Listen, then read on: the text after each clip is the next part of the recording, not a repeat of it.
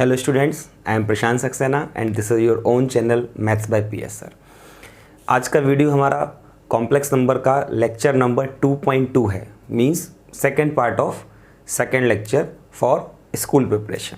और आज हम डिस्कस करने वाले हैं operation of complex numbers. Operations means क्या? Addition of complex number, subtraction, multiplication and division. इन सारे ऑपरेशंस के बारे में आज हम बात करने वाले हैं। अच्छा, अभी तक इसके पहले हमने जो लेक्चर 1 से स्टार्ट किया था तो हम about iota, integral powers of iota के बारे में कुछ क्वेश्चंस डिस्कस कर चुके हैं और कॉम्प्लेक्स नंबर की डेफिनेशन समझ चुके हैं। ठीक है, उसके बाद चलिए स्टार्ट करते हैं ऑपरेशन। तो इसमें सबसे पहले लेते हैं addition of complex numbers.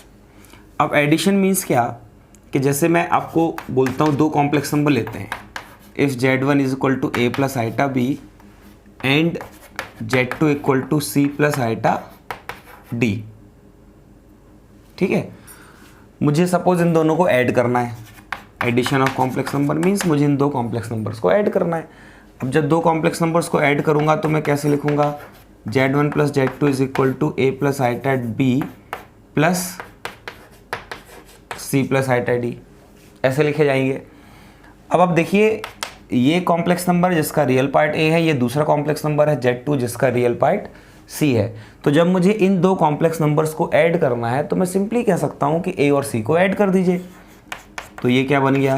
A plus C। बचा क्या? Iota B plus iota D। यहाँ से अगर मैं आइटा कॉमन ले लेता हूँ तो ये क्या बन जाएगा? B plus D। तो देखिए कितना आसान है। Z1 A plus iota B, Z2 C plus iota D, दो कॉम्प्लेक्स नंबर्स थे, मैंने उनको ऐड किया तो उनका एडिशन भी एक कॉम्प्लेक्स नंबर आएगा, नो डाउट।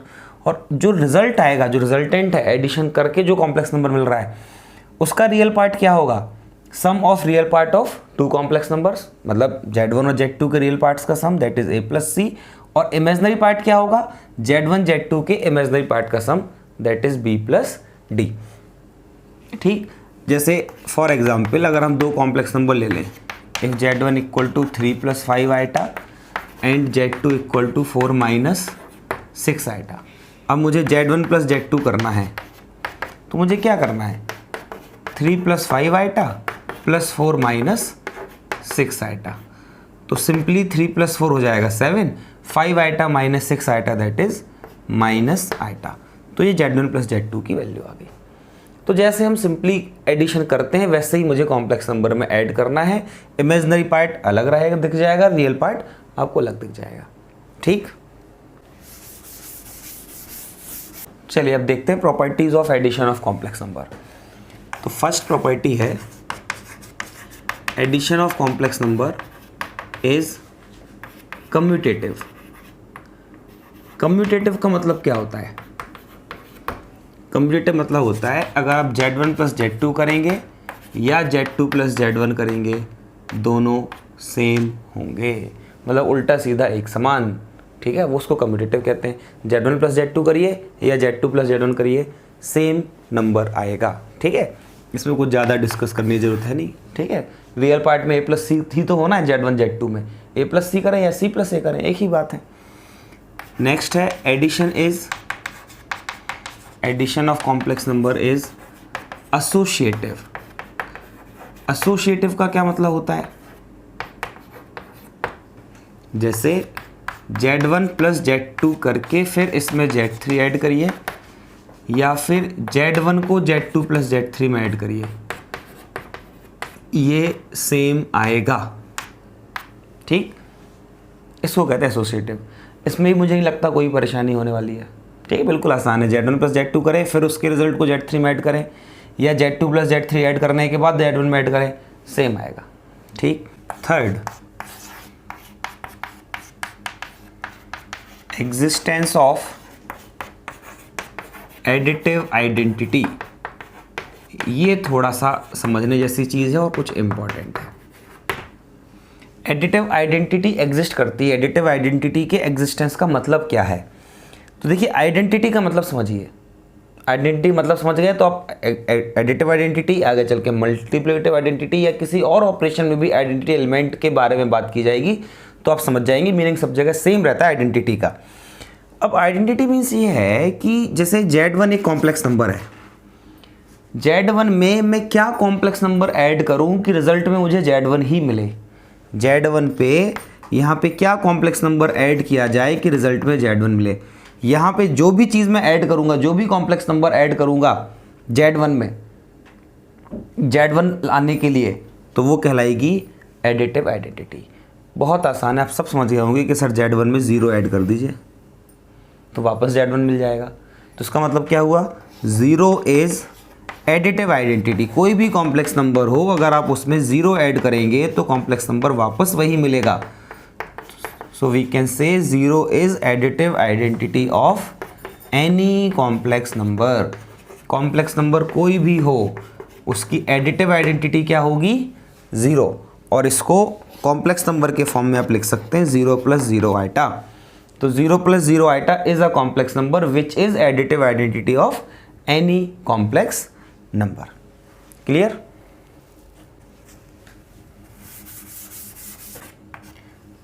नेक्स्ट है fourth, existence of additive inverse. Additive inverse का क्या मतलब है समझिए। एडिटिव इनवर्स से होता है कि किसी कॉम्प्लेक्स नंबर Z में क्या ऐड करें कि रिजल्ट आइडेंटिटी एलिमेंट मिल जाए। इनवर्स का मतलब समझिए, एडिटिव में भी यही मतलब रहेगा, मल्टीप्लिकेटिव में भी यही मतलब रहेगा इनवर्स का, कि कॉम्प्लेक्स नंबर में क्या ऐड किया जाए। जब मैं एडिटिव इनवर्स की बात कर रहा हूँ तो मैं बोलूँगा कॉम्प्लेक्स नंबर में क्या ऐड किया जाए कि रिजल्ट में आइडेंटिटी मिल जाए। ठीक है, अब आइडेंटिटी क्या था, एडिटिव आइडेंटिटी क्या थी, 0। मतलब Z में क्या ऐड करें कि कॉम्प्लेक्स नंबर 0 मिल जाए। 0 क्योंकि एडिटिव आइडेंटिटी थी, अभी हमने जस्ट देखा। तो बहुत आसान है, Z में क्या ऐड कर दो भैया, -Z ऐड कर दो। अगर आप Z में -Z ऐड करेंगे तो आपको 0 मिलेगा, और जो कि एक एडिटिव आइडेंटिटी है। तो इसका मतलब क्या हुआ, -Z is additive inverse of Z। किसी भी कॉम्प्लेक्स नंबर का एडिटिव इनवर्स चाहिए तो उसमें आप क्या करना है, उस कॉम्प्लेक्स नंबर को माइनस से मल्टीप्लाई कर दीजिए। एडिटिव आइडेंटिटी तो फिक्स है कि 0 ही है। एडिटिव इनवर्स चाहिए किसी कॉम्प्लेक्स नंबर का तो उस कॉम्प्लेक्स नंबर को माइनस से मल्टीप्लाई कर दीजिए, तो आपको एडिटिव इनवर्स मिल जाएगा। जैसे 2 + 3 आइटा का एडिटिव इनवर्स क्या होगा, -2 - 3 आइटा। क्यों? क्योंकि इन दोनों को जब ऐड करेंगे तो वापस रिजल्ट 0 आता है, जो कि एक एडिटिव आइडेंटिटी है। तो ये हुई आपकी properties of addition of complex number. अब इसके बाद देखते हैं मल्टीप्लिकेशन ऑफ कॉम्प्लेक्स नंबर। चलिए नेक्स्ट है multiplication of complex number. Multiplication means, जैसे मैं 2 कॉम्प्लेक्स नंबर लेता हूँ, suppose Z1 = a + iota b and Z2 = c + iota d, और मुझे इनका मल्टीप्लिकेशन करना है, इनका प्रोडक्ट फाइंड करना है, मतलब मुझे Z1 × Z2 फाइंड करना है। तो Z1 × Z2 क्या लिखेंगे हम, a + iota b × c + iota d। Simply जैसे प्रोडक्ट करते हैं तो a + आइटा b का प्रोडक्ट c + आइटा d से करना है। ठीक वैसे करेंगे जैसे हम 2 ब्रैकेट्स को मल्टीप्लाई करते हैं। पहले a मल्टीप्लाई होगा ac + iota times ad plus iota times, अब आइटा b को मल्टीप्लाई करेंगे दोनों में, तो iota times bc plus iota square times bd। अब देखिए प्रोडक्ट हम निकाल रहे हैं, वो भी एक कॉम्प्लेक्स नंबर आना है। ठीक है, दिख रहा है कॉम्प्लेक्स नंबर, बट उसको real part plus iota imaginary part के फॉर्म में मुझे दिखाना है। तो AC रियल पार्ट होगा, आइटा स्क्वायर की वैल्यू अगर आप पुट कर देंगे -1, तो ये भी रियल पार्ट है। तो AC - BD is real part of product of 2 complex numbers a + iota b and c + iota d। और बचे हुए में से जब मैं आइटा कॉमन लूँगा तो ये क्या मिल जाएगा, AD + BC। तो AD + BC इसका इमेजनरी पार्ट हो जाएगा। तो जैसे आप मल्टीप्लिकेशन करते हैं 2 ब्रैकेट्स का, बिल्कुल वैसे ही करना है। और उस प्रोडक्ट करने में आपको अगर एक आइटा स्क्वायर का टर्म मिलता है तो उसको आप आइटा स्क्वायर की वैल्यू पुट करके -1 कर देंगे, और इस तरह से आपको प्रोडक्ट का रिजल्ट मिल जाएगा। क्लियर? एग्जाम्पल ले लेते हैं। जैसे Z1 = 2 + आइटा है और Z2 = 3 - 5 आइटा है सपोज, और मुझे इन दोनों का प्रोडक्ट करना है Z1 × Z2। तो क्या लिखा जाएगा इनिशियली, 2 + आइटा × 3 - 5 आइटा। देखिए क्या आएगा प्रोडक्ट, 2 इंटू 3 हो गया 6, यहाँ से हो गया -10 आइटा प्लस 3 आइटा, आइटा का प्रोडक्ट यहाँ होगा तो -5 आइटा स्क्वायर। अब देखिए 6 तो रियल पार्ट है ही, और आइटा स्क्वायर की वैल्यू -1 पुट करेंगे तो ये क्या बन जाएगा, प्लस का 5, तो 6 + 5 कितना हो जाएगा 11, -10 iota plus 3 iota, this is -7 iota. तो रिजल्ट क्या आ गया, product of 2 + iota and 3 - 5 iota is 11 - 7 iota. बस इतनी आसानी से आपको प्रोडक्ट कर देना है, उसमें कोई दिक्कत नहीं है, ठीक है। बस ध्यान क्या रखना है, आइटा स्क्वायर जहाँ पे मिलेगा उसकी वैल्यू -1 पुट कर देनी है, ठीक है। चलिए अब देखते हैं properties of multiplication of complex numbers. तो फर्स्ट प्रॉपर्टी है multiplication of complex number, multiplication of complex number is commutative. जैसे एडिशन कम्यूटेटिव होता है ऐसे ही मल्टीप्लिकेशन भी कम्यूटेटिव होता है। मीन्स Z1 × Z2 करिए या Z2 × Z1 करिए, एक ही बात है। सिंपली आपको ब्रैकेट ओपन ही तो करना है, a + iota b × c + iota d करिए या c + iota d × a + iota b करिए, सेम वैल्यूज आती हैं। इसी तरह multiplication of complex number is associative also. अब एसोसिएटिव का क्या मतलब होता है कि Z1 × Z2 × Z3, Z1 × Z2 पहले करिए, उसका प्रोडक्ट Z3 में करिए, या फिर Z1 का प्रोडक्ट Z2 और Z3 के प्रोडक्ट में करिए। ये दोनों कैसे आते हैं, सेम आते हैं। Means multiplication is associative. Next, existence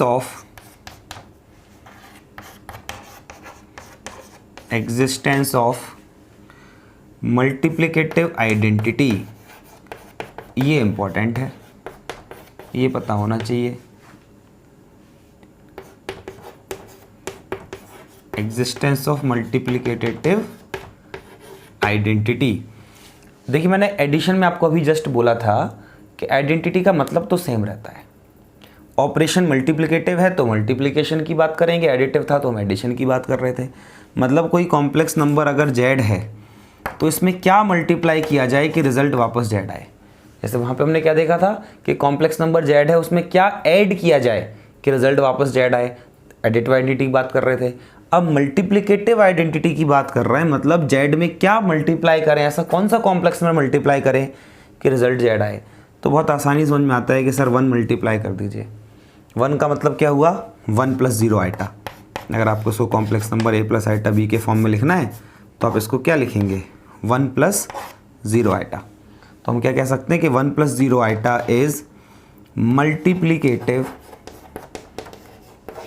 1 + 0 iota is multiplicative identity of any complex number, और we can say multiplicative identity of Z। ठीक है, क्योंकि Z में 1 का प्रोडक्ट करेंगे तो वापस Z आएगा। ठीक, अब जैसे वहाँ पे हमने आइडेंटिटी के बाद क्या देखा था, एडिटिव आइडेंटिटी के बाद एडिटिव इन्वर्स। तो ऐसे यहाँ पे एग्जिस्टेंस ऑफ मल्टीप्लिकेटिव इन्वर्स देखना है। नेक्स्ट प्रॉपर्टी है एग्जिस्टेंस ऑफ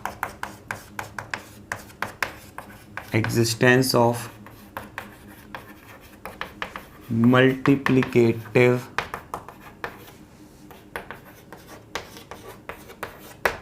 इन्वर्स।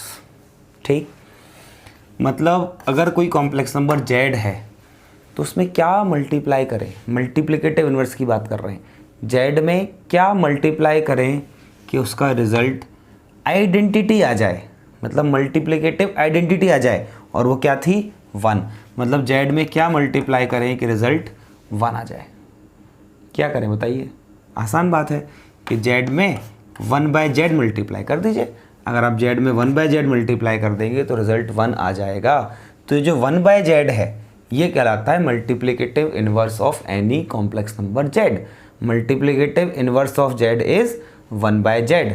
इसको रिप्रेजेंट इस तरह से भी करते हैं, Z इन्वर्स मतलब मल्टीप्लिकेटिव इन्वर्स। ये कई बार सिर्फ ऐसे पूछ लेंगे कि find inverse of this complex number, एक ही बात है, जेड इनवर्स बोलें, मल्टीप्लिकेटिव इनवर्स बोलें या सिर्फ इनवर्स बोलें, वो एक ही बात होती है। तो Z inverse is multiplicative inverse of Z and it is 1/z। मतलब आपको बस उसका रेसिप्रोकल कर देना है, ठीक है। मतलब फॉर एग्जाम्पल अगर हम लें एक एग्जाम्पल क्वेश्चन फॉर्म में लिख लेते हैं, find multiplicative inverse of 3 - 4 iota suppose. तो 3 - 4 आइटा तो जेड है, तो इसका मल्टीप्लिकेटिव इनवर्स क्या होगा 1/3 - 4 आइटा। आपको बस उसका रेसिप्रोकल कर देना है। और अब देखिए सिंप्लीफाई करना पड़ेगा थोड़ा सा। कॉम्प्लेक्स नंबर में होता क्या है कि हम आइटा का टर्म या कॉम्प्लेक्स पार्ट कभी डिनोमिनेटर में नहीं छोड़ते, तो इसको हम क्या करेंगे रैशनलाइज। तो बस 3 + 4 आइटा से मल्टीप्लाई डिवाइड कर दिया, तो ये बन जाएगा 3 + 4 iota upon a + b - b जैसा हो गया, तो 9 - 16 आइटा स्क्वायर। और आइटा स्क्वायर की वैल्यू क्या होती है -1, तो हो जाएगा 9 + 16 दैट इज 25। तो इसको हम लिख लेंगे सिंप्लीफाई करके 3/25 + 4/25 आइटा।